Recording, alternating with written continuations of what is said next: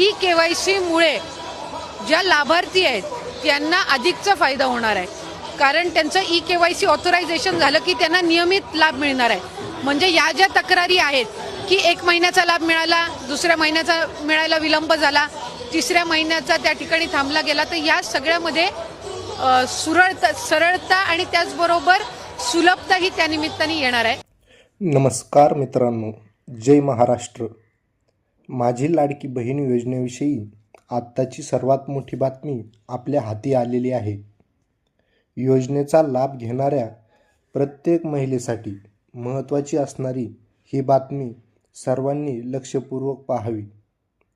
काल झालेल्या शासन बैठकीमध्ये लाडकी बहीण योजनेविषयी काही महत्त्वाची पावले सरकारने उचलली आहेत.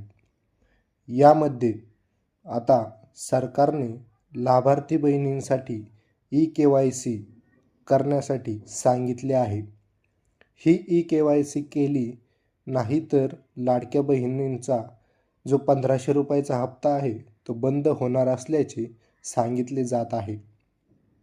त्यामुळे सर्वप्रथम लाडक्या बहिणींनी आपली ई-KYC प्रक्रिया पूर्ण केली पाहिजे. आता ही ई-KYC सर्वांसाठी बंधनकारक आहे. सर्व भगिनींनी ती करून घ्यावी अशी सरकारने विनंती केली आहे. ही ई-KYC करण्यासाठी सर्वप्रथम तुम्हाला ladki-bahin.maharashtra.gov.in या वेबसाईटला भेट द्यायची आहे. या वेब पोर्टलवर ई-KYC सुविधा उपलब्ध करून देण्यात आली आहे. या योजनेच्या सर्व लाभार्थी भगिनींनी आजपासून पुढील 2 महिन्यांच्या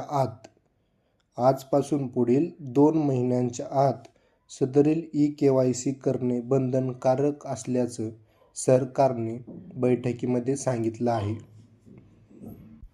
या ई-KYC साठी 3 महत्त्वाची आवश्यक कागदपत्रे तुमच्याकडे असणे महत्त्वाची आहेत. त्यातील पहिला कागद म्हणजे लाभार्थी महिलेचे आधार कार्ड, दुसरा कागद लाभार्थी महिलेच्या पतीचे किंवा तिच्या वडिलांचे आधार कार्ड आणि तिसरा महत्त्वाची गोष्ट म्हणजे लाभार्थी महिलेचा मोबाईल क्रमांक, जो की आपल्या आधार लिंकशी लिंक असलेला असावा. हे 3 महत्त्वाची डॉक्युमेंट वेबसाईटवर अपलोड करून आपला 1500 रुपयाचा रेग्युलर जो पडणारा हप्ता आहे तो कायम चालू ठेवावा. यासोबतच अपात्र महिलांना देखील दणका देण्याचा निर्णय या शासन बैठकीमध्ये झालेला असून ज्या महिला पात्र नसताना या योजनेचा लाभ घेत असतील त्यांची योजना तात्काळ बंद करण्याचा निर्णय शासन स्तरावर झालेला आहे. केवळ पात्र महिलांनाच आपली योजना चालू ठेवण्याचा अधिकार असल्याचं मंत्री महोदयांनी आपल्या भाषणात सांगितलं आहे. या योजनेविषयी गाफील राहून चालणार नाही. जी महिला सरकारने घातलेल्या नियमानुसार ई-KYC करणार नाही त्या महिलेची योजना ताबडतोब बंद होऊन तिचा 1500 रुपये येणारा हप्ताही बंद होणार आहे.